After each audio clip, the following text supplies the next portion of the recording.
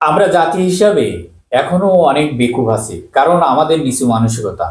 এই জন্য আমরা যে কোনো ধরনের যে কোনো জিনিসকে ছোট করে দেখি আমাদের নিজেদের মন মানসিকতা দিয়ে। অর্থাৎ তার কারণ হলো, হাদির ঘটনার কয়েকটি গুরুত্বপূর্ণ পয়েন্ট আছে। আমি মনে করি আরেকটি বিষয় আছে। বাংলাদেশের খবরের ভিড়ে আমরা অনেক সময় আন্তর্জাতিক গুরুত্বপূর্ণ ঘটনাগুলোকে দিকে নজর রাখতে পারছি না। আমরা চেষ্টা করব সেই গুরুত্বপূর্ণ আন্তর্জাতিক খবরগুলো আপনাদের কাছে পৌঁছে দিতে। তবে প্রিয় দর্শক, আজকে সারাদিন আমি যে বিষয়টা নিয়ে গভীরভাবে ভাবছি বা পর্যবেক্ষণ করছি, সেটি হলো বাংলাদেশের বর্তমান রাজনৈতিক বাস্তবতা। আজ বিভিন্ন রাজনৈতিক দল সবাই এক হয়ে গেছে। বিএনপি বলেন, জামাত বলেন, এনসিপি বলেন এবং অন্য অন্য দলগুলো ঘিরে সাধারণ জনগণ কিভাবে ভাবছে তা কিন্তু স্পষ্ট হয়ে গেছে। বিশেষ করে হাদির জানাজা বাংলাদেশের রাজনীতির একটি বড় বার্তা বহন করছে বা ইঙ্গিত দিচ্ছে। প্রশ্ন হচ্ছে, পুরো বাংলাদেশ কি আজ এক হয়ে গেছে? এই জানাজার ভবিষ্যতের জন্য কি ইঙ্গিত বহন করছে বা কি ইঙ্গিত দিচ্ছে? আগামী দিনগুলোতে বাংলাদেশে কি ঘটতে যাচ্ছে বা কি ঘটতে পারে? আপনারা যারা হাদিকে পছন্দ করে তারা টেলিভিশনের স্ক্রিনে দেখুন, নিজের চিন্তার সঙ্গে মিলিয়ে দেখুন। গত কয়েক যুগে, এমনকি বাংলাদেশের 54 বছরের ইতিহাসে একজন মানুষের মৃত্যু পুরো দেশ এক হয়ে যাবা, এমন দৃশ্য আমরা কখনো দেখেছি? আমরা শুনেছি। শহীদ প্রেসিডেন্ট জিয়াউর রহমানের জানাজার সময় এমন জনস্রোত দেখা গিয়েছিল, জনবহুল দেখা গিয়েছিল।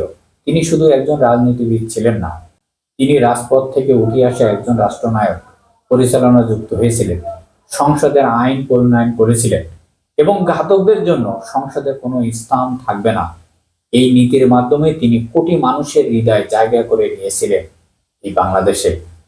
তেমনি হাদির মৃত্যু প্রমাণ করছে, দেশপ্রেমিক মানুষ কখনো মরে না।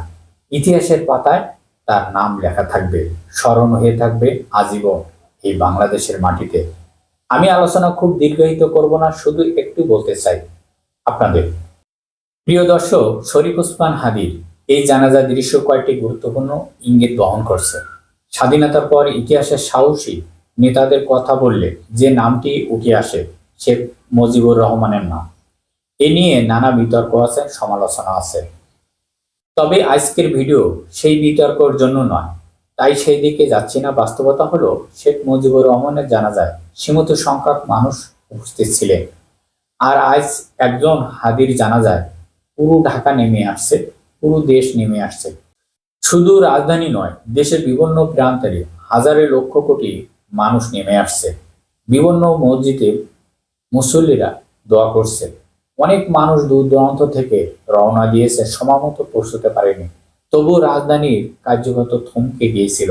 এই দৃশ্য শেখ হাসিনাকে সবচেয়ে বেশি কষ্ট দিয়েছে, কারণ তিনি ভেবেছিলেন হত্যার মাধ্যমে একজনকে মুছে ফেলা যায়। তিনি বোঝাতে চেয়েছিলেন, যারা আওয়ামী লীগের বিরুদ্ধে মাঠে কাজ করবে, সক্রিয় হয়ে থাকবে, তারা বিভিন্নভাবে এভাবে পতিত হবে, পরিণত বুলেটের মুখে পড়বে। কিন্তু আজকের জানাজা প্রমাণ করছে, হাদির হত্যা করে আদর্শকে হত্যা করা যায় না।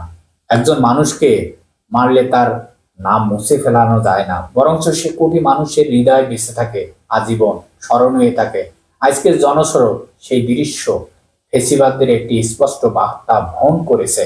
সবাই ভালো থাকবেন। আল্লাহ হাফেজ।